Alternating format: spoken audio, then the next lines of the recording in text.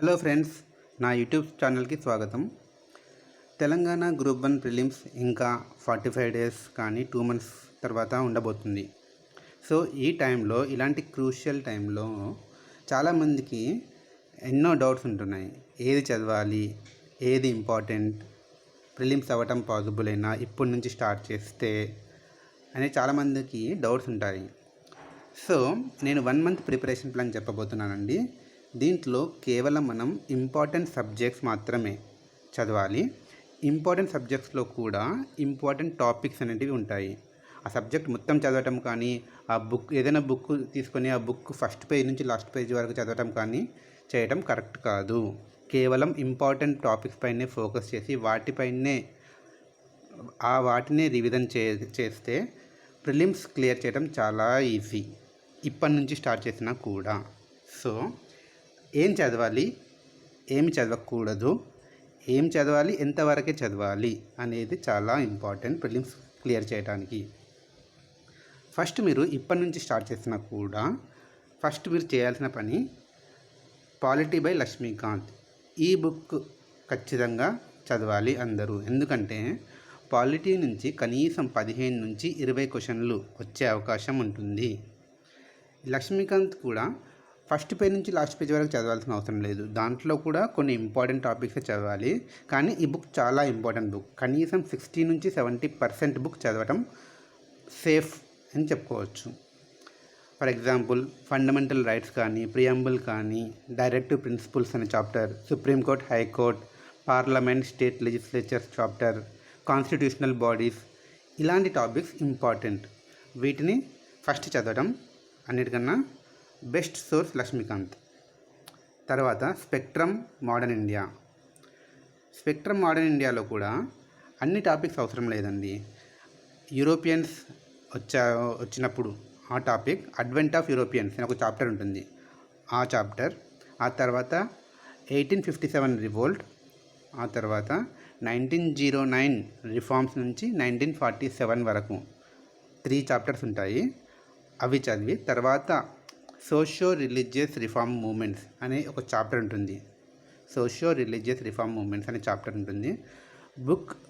Spectrum book వెనకాల ఒక data ఇస్తారండి. అంటే books, authors, news papers and editors, ఇలాంటివి కొన్ని టేబుల్స్ ఇస్తారు. అవి మాత్రమే చదవాలి. అవి చదివి వాటిని మాటికి రివిజన్ చేస్తూ ఉండాలి. చదివిన వాటిని కంటిన్యూస్గా రివిజన్ చేయడం చాలా ఇంపార్టెంట్, లేకుంటే మర్చిపోతారు. ఈ పాలిటీ, లక్ష్మీకాంత్, ఈ రెండింటి నుంచే కనీసం 35 క్వశ్చన్స్ మనం ఎక్స్పెక్ట్ చేయొచ్చు ఈజీగా. ఆ తర్వాత హిస్టరీ ఎన్సిఆర్టీస్ చాలా ఇంపార్టెంట్. 6, 7, 8 ఈ 3 క్లాసెస్ ఎన్సిఆర్టీస్ చాలా ఇంపార్టెంట్ హిస్టరీకి. 12th క్లాస్లో 3 బుక్స్ ఉంటాయండి. Theme 1, theme 2, theme 3. ఈ 3 బుక్స్ చాలా ఇంపార్టెంట్.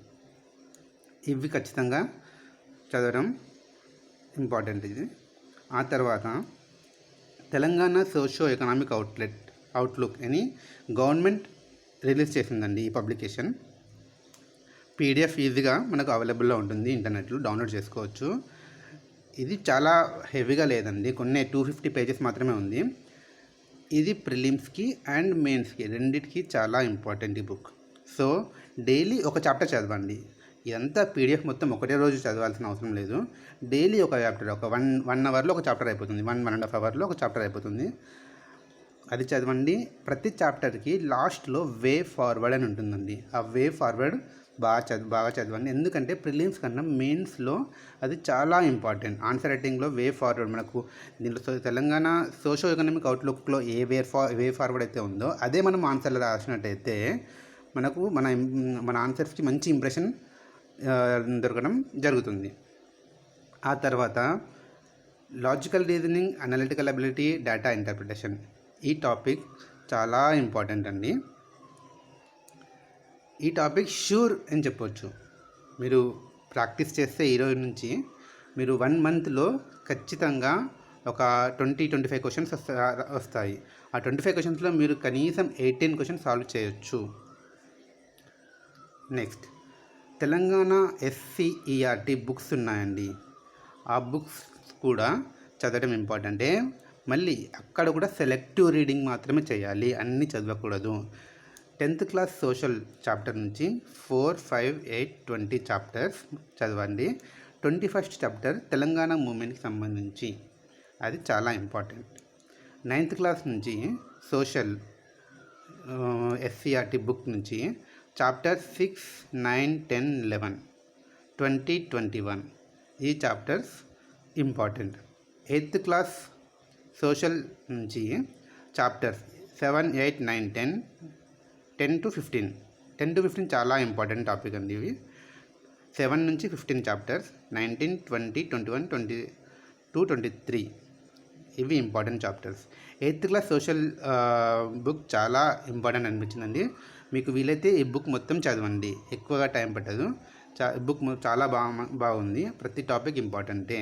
ఒకవేళ మొత్తం చదవలేము అనుకునే వాళ్ళు ఈ చాప్టర్స్ మాత్రమే చదవచ్చు. 7th క్లాస్ సోషల్ నుంచి ఈ చాప్టర్స్ 11 నుంచి 17 వరకు అండ్ 20, 21, 22 ఈ చాప్టర్స్ ఖచ్చితంగా చదవాలి.